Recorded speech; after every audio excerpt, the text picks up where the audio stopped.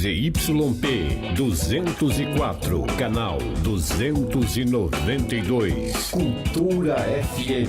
Cultura 106,3. Paranaíba, Mato Grosso do Sul. Muito bem, na Cultura agora 9h29. 100% você, bom dia! Bom, viramos, 9h30. Bom dia para você acompanhando aqui a programação da Cultura nessa manhã gostosa de quarta-feira. Pois é, gente, quarta-feira também temos convidados especiais aqui no A Casa é Sua. Hoje nós vamos falar sobre um tema importantíssimo com o Dr. Emerson Chaves Antunes. Nós estamos aí na época de inverno, né? Uma estação que traz aí alguns desafios para a nossa saúde respiratória. E sobre cuidados da saúde respiratória no inverno, que nós vamos conversar com o Dr. Emerson Chaves nesta quarta-feira. Bem-vindo novamente, doutor. Fique à vontade. Tá bem nesse período de inverno? Me parece que não. Bom dia, Alex. Tudo bem? Bom dia, os ouvintes da Cultura. Bom, inverno é inverno, né? Vem com algumas consequências. O inverno nosso é um inverno seco, né? Não chove. Exatamente. Então tem todo um processo aí que leva. Você pode ver que as nossas vozes começam a engrossar, né? Fica mais rouca. Fecha um pouquinho. Fecha um pouquinho, a gente fica aí. Mas estamos aí. Exatamente. Olha, gente, se você tiver algum tipo de dúvida também, pode perguntar para o Dr. Emerson, aqui ao vivo, pode ficar à vontade. É só enviar aqui a sua pergunta pelo 992724655 e também através da nossa transmissão no Facebook. Isso mesmo, nós estamos ao vivo. É só acessar facebook.com/Cultura FM Paranaíba. Doutor, para a gente já começar, quais são as doenças mais comuns nessa época de inverno aqui no nosso país, né? É um pouco diferente dos outros países, que é um pouco mais úmido. Agora no Brasil a gente enfrenta essa secura, né? Nós temos esse agravante, né? Que o nosso inverno vem com a estiagem, né? Uhum. E a estiagem diminui a umidade do ar. E nossas vias respiratórias precisam de umidade. Então a baixa umidade e o frio faz com que aumenta a irritação das vias respiratórias, né? Uhum. E essas vias precisam produzir mais muco, então aumenta essa irritabilidade. E com essa irritabilidade também aumenta o nível de infecção, né? A infecção de vírus, bactérias, principalmente também, porque no inverno o que você faz? Você fica em locais mais fechados, ar-condicionado, não liga, não abre janela, então você aumenta também a quantidade de vírus circulantes. Se tem alguém com vírus, você está naquele ambiente, você também aumenta aquela quantidade, né, de vírus. Então você pode estar aí aumentando a tua chance de pegar. E são vírus, gripe, o Covid, pneumonias, né, resfriados, todos eles estão, influenza, todos eles estão relacionados com as vias respiratórias, né? Até por conta de mexermos muito no nariz, né? Enfim, essa irritação pode ser uma maneira de transmitir esses vírus, né? Inclusive, uma das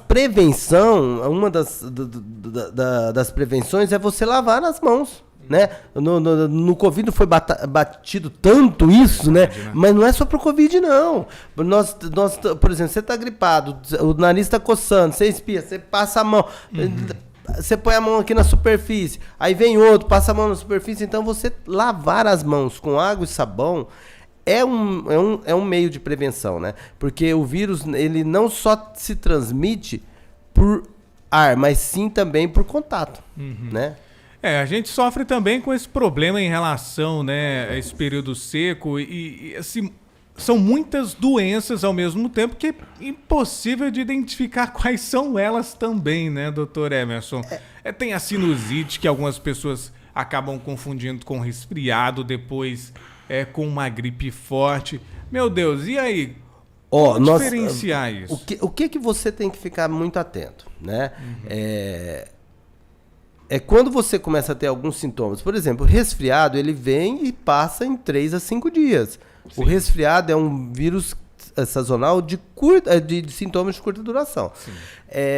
A gente tem que ficar preocupado principalmente com crianças e idosos, né? Nessa época, por que criança e idosos? A criança, a imunidade não está formada. O idoso, a imunidade está fraca. Já diminui a imunidade na fase idosa, né? Então nós temos que ficar preocupados. Se começar a ter sintomas de muita tosse, secreção, procure um médico. Né? Procure um médico para fazer um exame mais aprofundado, passar medicação já mais específicas, né?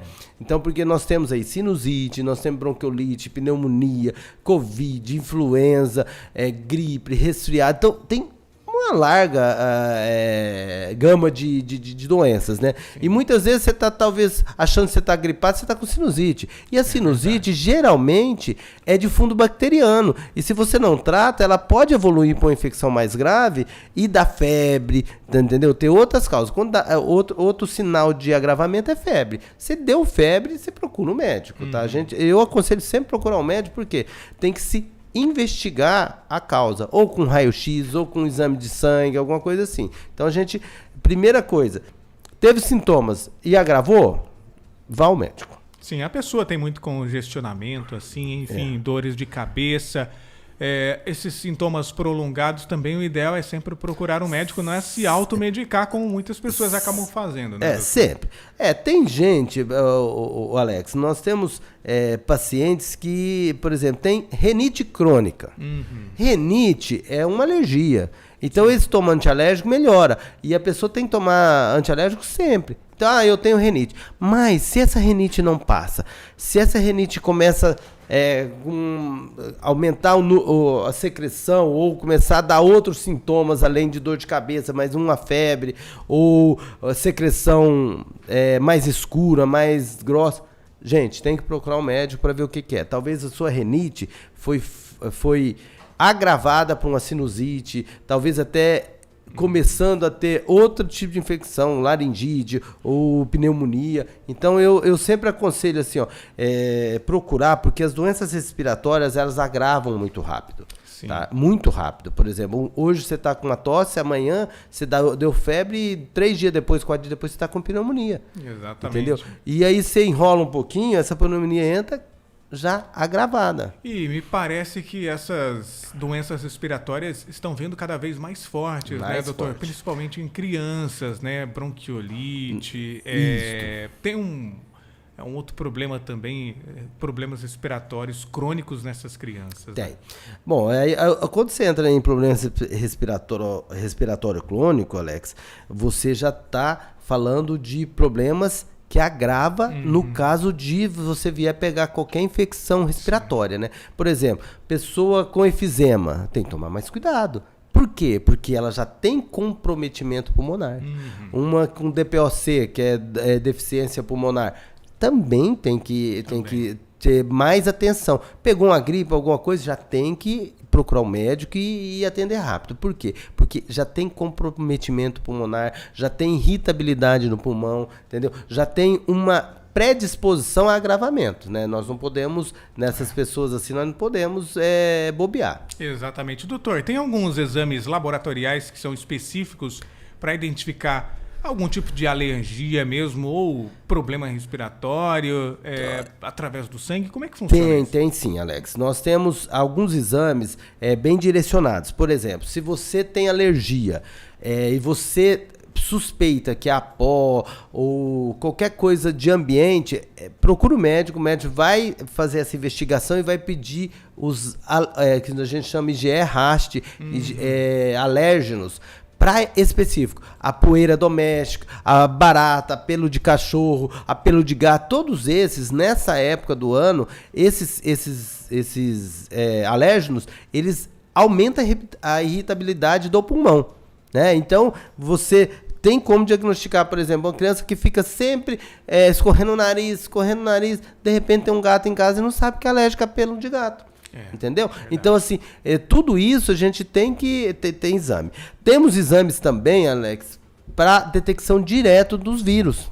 Né? Então, por exemplo, igual na época do Covid, eu gosto de citar o Covid porque foi referência, né? Exatamente. E nós temos, o Covid é uma referência assim que você sabe como é que faz o exame. Nós temos os exames através do suave nasal, para influenza, para Covid, para vírus sincicial respiratório, que está vindo bastante, em crianças, né? Então nós temos esses exames que é feito no laboratório e sai o resultado no dia. Já a partir de que idade essa criança ela pode fazer esse exame? É quando apresentar os sintomas? Quando apresentar os sintomas, não tem idade mínima, tá? Isso daí é critério do médico. Tem alguns sintomas que já são característicos, o médico nem pede o exame, já trata, tá? Agora, na dúvida, pede o exame para ter a certeza do tratamento, né? Para falar assim, ó, não, eu tô com esse vírus e não é uma pneumonia, entendeu? Então, o tratamento também é de acordo com a gravidade, né? Muitas pessoas acabam se automedicando, tratando um problema que pode ser ainda maior para ela. Né?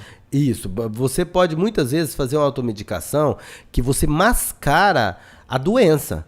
E isso é grave. Por exemplo, eu tô tomando um antigripal que tem paracetamol que não deixa dar febre. E de repente você tá com a pneumonia. E se tem febre, tem algo errado. E de repente você nem dá febre porque você tá tomando remédio para febre. Então você não vai. Você sente mal-estar no corpo e tal, e não chega da febre. Aí você não dá febre e tem muita tosse, falta de ar, coriza e acha que é uma gripe. De repente você tá desenvolvendo uma pneumonia e não sabe.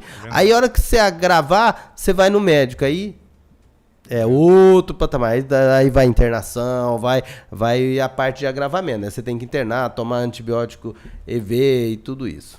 A gente sempre fala em prevenção, né, doutor?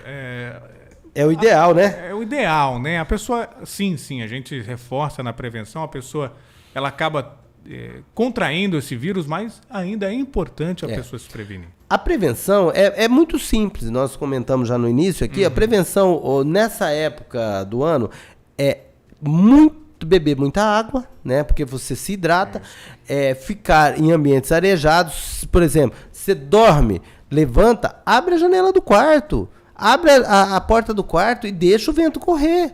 Tá? Porque talvez você trouxe um vírus e você não desenvolva a doença, mas talvez sua esposa, seu filho que está ali no quarto desenvolve. Se fica tudo fechado, aquele vírus ele aumenta a concentração, aumenta a quantidade lá dentro e você pode passar pros seus entes queridos, né? E outra coisa, limpar a superfície, lavar a mão, deixar sempre tirar materiais que aglomeram muita poeira. Por exemplo, eu tenho um filho que é alérgico. Não pode pôr tapete no chão de pano ou com felpo, entendeu? Coberta também. Coberta lisa, não pôr aquelas peludas, entendeu? Que lá também aglomera. Por exemplo, pessoas com rinite, é melhor ter edredom do que a coberta, né? A coberta de lã, essas coisas. Isso. Porque ela retém mais poeira, né? E sempre umidade do ar, né? Você não tem um umidificador? Pega uma toalha, vá no banheiro, encharca ela, põe numa vasilha dentro do quarto.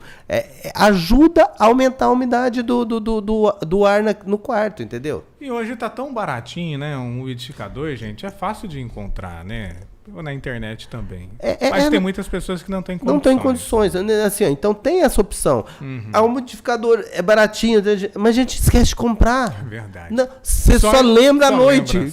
Ou senão quando fica doente. Exatamente. Não é engraçado isso? Assim, eu tenho um umidificador por causa da nenenzinha, então funciona em casa direto o umidificador. Mas assim, é engraçado que eu queria comprar um pro meu quarto, mas não lembrei até hoje, mas tem o dela. Só fica no planejamento. Só fica no planejamento. Não, é verdade. Então, igual o umidificador também, um inalador também, seja um portátil. A gente só fica no planejamento. Tem coleção de inalador, pra você ter uma noção. Todas as vezes que sai de viagem, fica doente, compra um inalador novo porque precisa. Exatamente. Então, assim, o inalador é outra coisa bem interessante, porque assim, a inalação, ela pode ser feita só com soro fisiológico para umidificar as vias aéreas. Não precisa de medicação, entendeu? É uma forma de você hidratar suas vias aéreas também. E era muito comum as pessoas procurar as farmácias, né? Hoje você pode fazer em casa, tem equipamentos até simples, baratos, né? Portátil, equipamento portátil. Inalação, hoje acho que toda casa, se você for, principalmente se tiver criança, tem um inalador, não tem como, né? A gente pode dizer que a inalação hoje está democrática, todo mundo possui. Doutor Emerson, algo mais a destacar aqui no nosso assunto, enfim?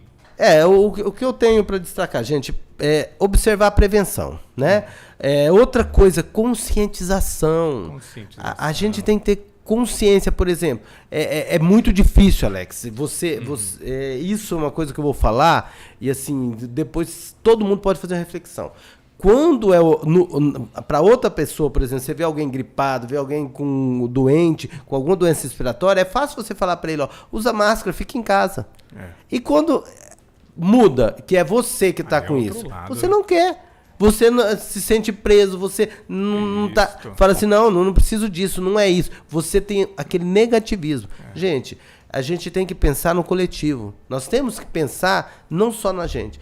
Eu vou perder um dia de serviço, eu vou perder, talvez eu não vou poder, por exemplo, igual eu trabalho com coleta, com contato pessoal, talvez eu não vou poder ir para coleta, para não estar passando. Eu faço isso.